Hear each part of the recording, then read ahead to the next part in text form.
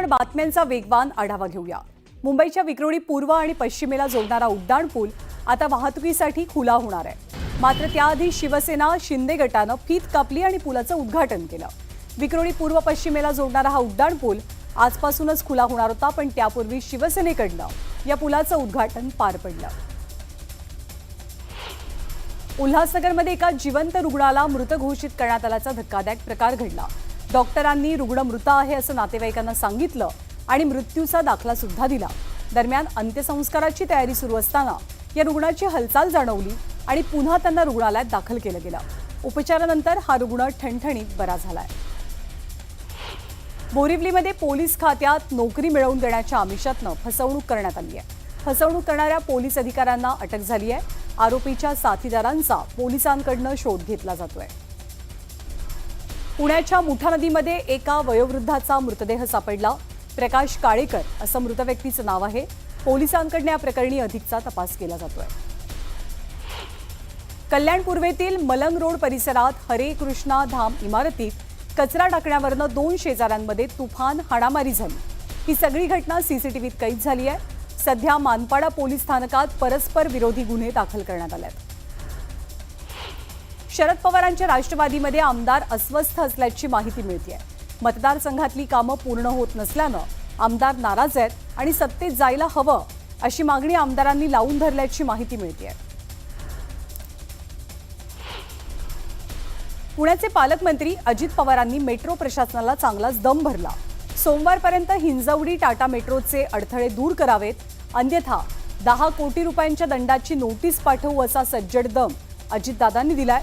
तर पीएमआरडीएच्या आयुक्तांना नोटीस पाठवण्याच्या सूचना सुद्धा दिल्या गेल्यात। अंबरनाथ शहरामध्ये सध्या ठिकठिकाणी आदित्य ठाकरे आणि राज ठाकरे यांच्या वाढदिवसाच्या शुभेच्छांचे बॅनर झळकतात। या बॅनरवरती आदित्य ठाकरे, राज ठाकरे आणि उद्धव ठाकरे या तिघांचेही एकत्रित फोटो पाहायला मिळतात। राज ठाकरेंच्या वाढदिवसानिमित्त कार्यक्रम आयोजित केला गेला होता। त्या कार्यक्रमाला उबाठा पक्षाच्या नेत्या किशोरी पेडणेकरांनी हजेरी लावली। त्यामुळे ठाकरे बंधूंच्या युतीच्या चर्चांना पुन्हा बळ मिळालंय। तर आमच्या पदाधिकाऱ्यांमध्ये कोणतेच मनभेद नाहीत असं किशोरी पेडणेकरांनी म्हटलं। पुण्यामध्ये आदित्य ठाकरेंच्या वाढदिवसानिमित्त कबड्डी स्पर्धा आयोजित केली गेली। यावेळी बॅनरवरती आदित्य ठाकरे आणि अजित पवार यांचे एकत्र फोटो पाहायला मिळाले।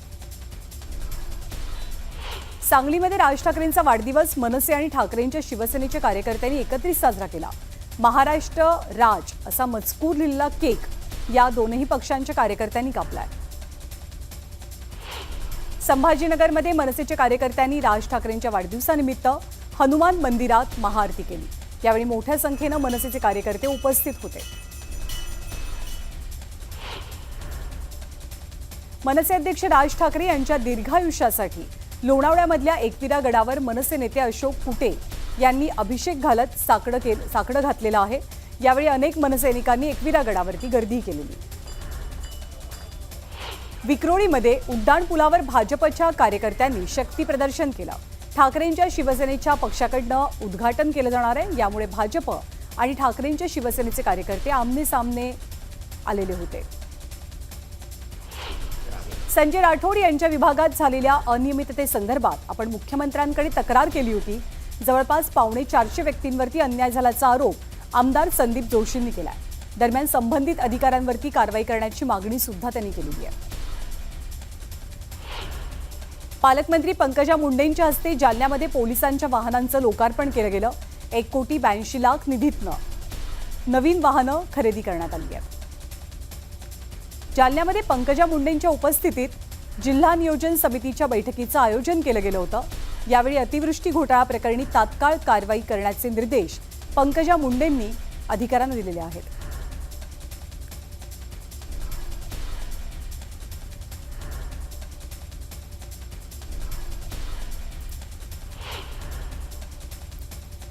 यापुढची बातमी बीडमधून आहे। बीडच्या श्री क्षेत्र चाकरवाडी इथे आमदार धनंजय मुंडे यांनी राष्ट्रीय कथाकार पंडित प्रदीप मिश्रा यांच्या शिवमहापुराण कथेला उपस्थिती लावली।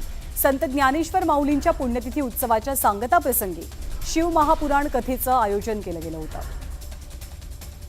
यवतमाळमध्ये पालकमंत्री संजय राठोड यांनी नाट्यगृहाची पाहणी केली। लवकरात लवकर नाट्यगृह यवतमाळ वासियांच्या सेवेत दाखल कराव्यात। करावं अशा सूचना दिल्या गेल्या. बच्चू कडूंना आता उपचारांसाठी रुग्णालयात दाखल करण्यात आलंय. बच्चू कडूंसह 23 उपोषणकर्त्यांनी सुद्धा आपलं उपोषण मागे घेतलंय आणि त्यांच्यावरती सध्या उपचार केले जात आहेत. 10 कार्यकर्त्यांची प्रकृती खालावली आहे, तर बच्चू कडूंवरती अतिदक्षता विभागात उपचार सुरू आहेत. आम्ही आमचं आंदोलन थांबवत नाही आहोत, तर पुढे ढकलतोय. 2 ऑक्टोबरपर्यंत तारीख सांगा, अन्यथा मंत्रालयावरती धडकू असा अल्टिमेटम बच्चू कडूंनी सरकारला दिलाय. सक्तीची कर्जवसुली 8 दिवसात थांबवावी, अन्यथा झाडाला बांधून ठेवू असा इशाराही कडूंनी दिलाय. मंत्री उदय सामंत यांच्याकडनं शासनाच्या पत्राचं वाचन केलं गेलं. शेतकरी कर्जमाफीसाठी 15 दिवसांच्या आत उच्चस्तरीय समिती नेमली जाईल. उच्चस्तरीय समितीच्या अहवालानंतर कर्जमाफीचा निर्णय घेतला जाईल असं सामंतांनी सांगितलंय. मंत्री उदय सामंतांनी उपोषणस्थळी जात बच्चू कडूंची भेट घेतली. दिव्यांगांना वाढीव मानधनासाठी सरकार सकारात्मक आहे. शेतकऱ्यांना न्याय देण्याची जबाबदारी सरकारची असं आश्वासन उदय सामंत यांनी दिलं. बच्चू कडूंच्या आंदोलनाची मुख्यमंत्री आणि 2ही उपमुख्यमंत्र्यांनी दखल घेतल्याचं वक्तव्य पंकजा मुंडेंनी केलंय. तर कर्जमाफीचा विषय जाहीरनाम्यात होता की नाही हे तुम्हीच पहा असंही त्यांनी सांगितलं. पुण्यात अजित पवारांच्या कार्यक्रम स्थळाबाहेर प्रहारच्या कार्यकर्त्यांनी ठिय्या आंदोलन केलं. बच्चू कडूंच्या मागण्यांना न्याय द्यावा अशी मागणी आंदोलकांकडनं करण्यात आली. आक्रमक आंदोलनकर्त्यांना पोलिसांनी ताब्यात घेतलं. शेतकऱ्यांच्या कर्जमाफीवरती कॅबिनेट मंत्री अतुल सावे यांनी मोठं वक्तव्य केलंय. जाहीरनाम्यात शेतकऱ्यांच्या कर्जमाफीबद्दल काहीच वचन दिलेलं नव्हतं. कर्जमाफीविषयी जाहीरनाम्यात कोणताच उल्लेख नव्हता. जे काही जाहीरनाम्यात सांगितलेलं ते आम्ही सगळं काही पूर्ण करतोय असं सावे म्हणतात. नाशिकच्या येवल्यामध्ये मुसळधार पाऊस पडला. सलग 3ऱ्या दिवशी जोरदार पावसानं इथे हजेरी लावली. तुफान पावसामुळे शेतकऱ्यांनी दुबार पेरणीच्या संकटाची चिंता व्यक्त केली आहे. चिपळूणमध्येही पावसानं जोरदार हजेरी लावली आहे. शेतीसाठी चांगला पाऊस पडला असल्यानं शेतकरी वर्गात आनंदाचं वातावरण आहे. दरम्यान 16 तारखेपर्यंत पावसाचा रेड अलर्ट जारी करण्यात आलाय. वाशिम जिल्ह्यातही जोरदार पाऊस पडला. या पावसामुळे सखल भागात पाणी साचलंय. वाशिमच्या व्याड परिसरात वादळी वाऱ्यासह जोरदार पाऊस पडला. यावेळी शेतकऱ्यांच्या शेडनेटचं प्रचंड नुकसान झालं. पंचनामे करून आर्थिक मदत द्यावी अशी मागणी शेतकऱ्यांची आहे. सिल्लोड तालुक्यामध्ये वीज कोसळून 3 नागरिकांसह 4 जनावरं मृत्युमुखी पडली. सारोळा इथे 2 भावांचा तर मोढा इथे एका महिलेचा वीज कोसळल्यामुळे मृत्यू झाला. वादळी वाऱ्यामुळे झालेल्या केळी बागांच्या नुकसानीची पालकमंत्री अतुल सावेंनी पाहणी केली. नांदेड जिल्ह्यातील अर्धापूर तालुक्यात मोठ्या प्रमाणात केळी पिकांचं नुकसान झालंय. शेतकऱ्यांना मदत देण्यासाठी कॅबिनेटच्या बैठकीत पाठपुरावा करू असं आश्वासन सुद्धा अतुल सावेंनी दिलंय. यंदा बीडमध्ये जून महिन्यातच 11 प्रकल्प ओव्हरफ्लो झालाय. 3 प्रकल्पांमध्ये 75% जास्त पाणीसाठा जमा आहे. मान्सूनपूर्व पावसानं बीडकरांची तहान भागवली आहे. मुसळधार पावसामुळे वेंगुर्ल्यातल्या दाभोळी इथे मुख्य रस्त्यावरती दरड कोसळली. सुदैवाने यावेळेला वाहतूक सुरू नव्हती, त्यामुळे मोठा अनर्थ टळला. पण दरड कोसळल्यामुळे काही काळासाठी वाहतूक ठप्प झाली.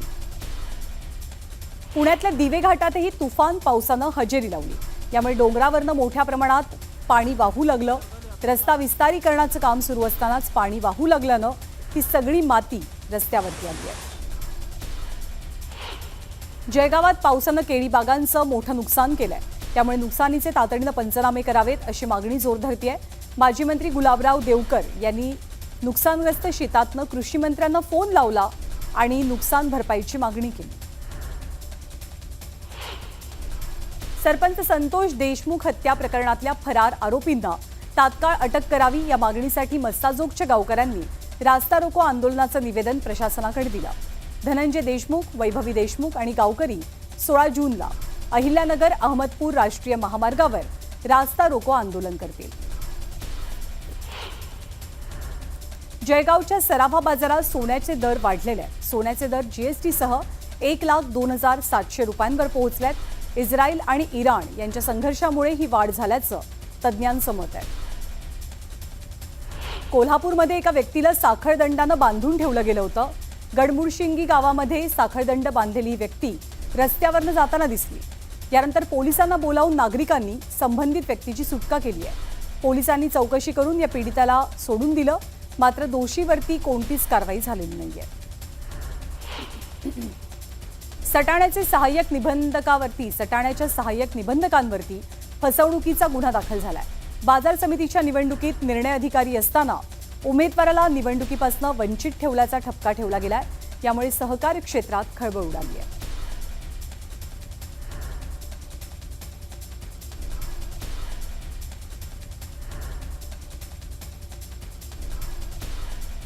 बातमी आहे बुलढाण्यामधनं।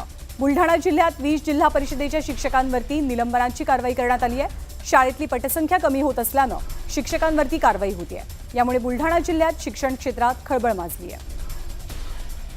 पंढरपूरमध्ये वाहतूक विभागाकडून बेशिस्त वाहन चालकांवर कारवाई सुरू झाली आहे। भाजपच्या काही कार्यकर्त्यांनी वाहतूक विभागाच्या कारवाईला विरोध दर्शवला। जळगाव शहरामध्ये बेशिस्त वाहन चालकांच्या विरोधात वाहतूक पोलिसांनी कारवाई केली। यावेळी 140 वाहन चालकांकडून 3,03,200 रुपयांचा दंड वसूल केला गेला आहे। मालेगावमध्ये अर्धवट रस्त्याचं काम पूर्ण करण्याच्या मागणीसाठी भाजप कार्यकर्त्यांनी आंदोलन केलं। यावेळी चिखलात बसून रस्त्याचं काम पूर्ण करण्याची मागणी करण्यात आली। जळगावच्या बसस्थानकाबाहेर मोठी वाहतूक कोंडी पाहायला मिळते। यामुळे प्रवाशांना नाहक अडचणींचा सामना करावा लागतोय।